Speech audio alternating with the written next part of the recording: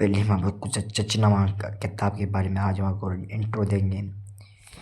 یہ جو بک ہے نا، یہ عربی میں ہے، جو تاریخ سندھ پر لکھی گئی، یہ اولین کتابوں میں سے ہے۔ یہ اول کتاب ہے جو سندھ کے بارے میں لکھی گئی، ٹھیک ہے نا۔ مستند جس کو ہم مستند بھی کہہ سکتے ہیں، مستند صحیح، یہ ایک ویلڈ سورس ہے for the research about the Sindh کے فتح کیسے ہوا، اس کی ویلڈ سورس، ٹھیک ہے نا۔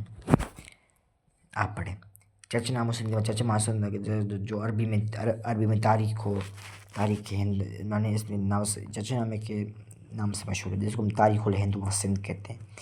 سندھ پر ایک مشہور کتاب ہے، جو اس کتاب میں جو الور کا راجہ جو تھا نا، راجہ داہر ہے، یہ ایک ہندو راجہ، اور اس کے جانشین کے حالات، محمد بن قاسم نے سندھ کیسے فتح کیا، اس کے بارے میں، داہر کو کیسے شکست دی، ٹھیک ہے نا۔ یہ داہر کو، راجہ داہر جو سندھ کا بادشاہ تھا، ظالم شخصیت، اس کے بارے میں یہ کتاب ہے۔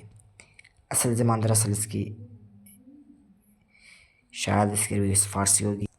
یہ جو ہے نا، یہ اس جو کتاب ہے نا، یہ مصنف کے مطابق علی بن حامد، پتہ نہیں اس کا حامد کوفی جو ہے نا، اس نے اس کا فارسی میں ترجمہ کیا۔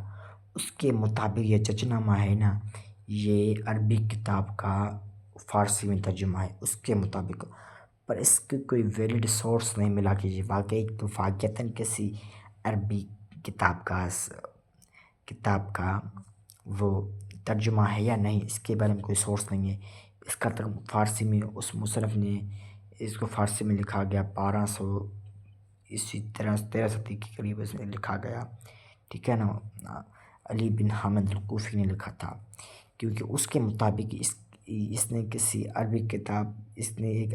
عربی کتاب کا ترجمہ کیا اس کے مطابق، اس کا کوئی ویلڈ سورس نہیں ہے، اس کے بارے میں کچھ نہیں کر سکتے۔ سندھ جو ہے نا، سندھ 1700 میں برہمن گھرانے کے زیر نگراں، دیکھیں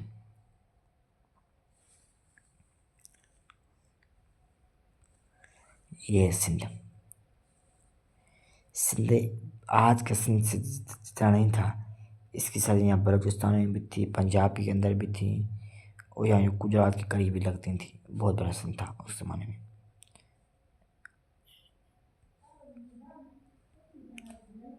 چچنامہ قاضی محمد بن اسلام کی تعریف، جو چچنامہ قاضی محمد اسماعیل بن علی کی تالیف ہے، جو سندھ کے فتح کے بعد عمر کی طرف سے اور کی قاضی مقرر کیے تھے، مطلب اس نے لکھا بعد اس کتاب کو علی بن حامد بن ابوبکر کوفی نے، مطلب سمجھے آپ محمد بن اسماعیل جو ہے نا، کون محمد بن اسماعیل، جو سندھ میں قاضی تھا، محمد بن قاسم کی طرف سے مقرر کیا گیا۔ بعد اس کی کتاب کا جو ہے نا 613 میں 600 ہجری میں، یعنی 1200 کے قریب، اس کا کون سا ترجمہ ہوا، عربی سے فارسی ترجمہ، ٹھیک ہے نا۔ لکھا تو اس نے محمد بن اسماعیل بن علی نے، پر اس کا فارسی ترجمہ 613 ہجری میں ہوا، ٹھیک ہے نا، سمجھ گئے۔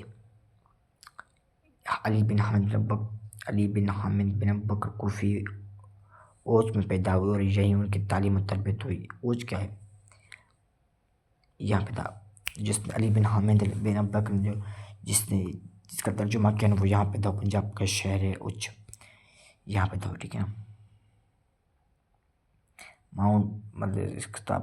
ماؤنٹ اسٹورٹ کی جانب سے اس کتاب پر تحقیق سے قبل از رومانی داستان سمجھا جاتا تھا۔ خیال کہ اسے اصل عربی متن ثقفی خاندان کے کسی ایک شخص نے لکھا، مطلب جو اس کا عربی متن ہے نا چچنامے کا، وہ کسی ثقفی خاندان کے شخص نے لکھا۔ محمد بن قاسم کا رشتہ دار تھا، وہ بن قاسم کا رشتہ دار تھا۔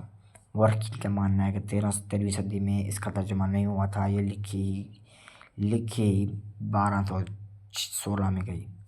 کیا اس میں نہیں کہہ رہا کہ مورخین تو نہیں مانتے، تو اس کا مطلب اس کا ترجمہ نہیں ہوا، یہ لکھی اسی طرح میں 1216 کے قریب گئی، ٹھیک ہے نا۔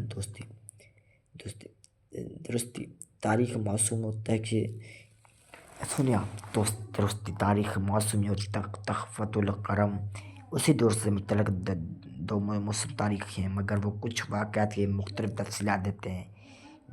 نظام احمد دین نور الحق و فرشتہ اور میر معصوم کے بعد والی مسلم تواریخ میں عربوں کی فتح کا چچنامے سے ماخوذ ہے، ٹھیک ہے نا۔ مطلب آپ دیکھیں یہ جو اسی دور کے مطلب یہ تاریخ معصومین تخفت الکرم، یہ دو مسلم تاریخیں ہیں مگر وہ کچھ واقعات کی مختلف تفصیلات تھیں۔ نظام الدین نوراللقب فرشتہ اور میر معصوم کے بعد والی مسلم تاریخ میں عربوں کی فتح، اس کے بعد جو عربوں کا فتح کا حوالہ تھا وہ سچنا مانتا ہے۔ ابو بکر قحافی بھی تیز و نظر کے وجہ سے اسے درباری مورخ سمجھا جاتا ہے۔ ابو بکر قحافی کو تند و تیز نظر کی وجہ سے درباری مورخ سمجھا جاتا ہے۔ اس کے ساتھ ہی اس کا ترجمہ بہت حد تک درست سمجھا جاتا ہے، جس میں وہ مواد کے ماخذ میں نشاندہی کرتا ہے، چاہے وہ لوگوں سے منسوب کریں یا روایات سے ماخذ ہوں۔ اسی دور کی تاریخ، جغرافیہ، سیاست اور معاشرت اس ایک تاریخی بیان کے طور پر قابل قدر دستاویز مانا جاتا ہے، ٹھیک ہے نا۔ اس کے بارے میں اور سرچ کریں گے، ٹھیک ہے نا۔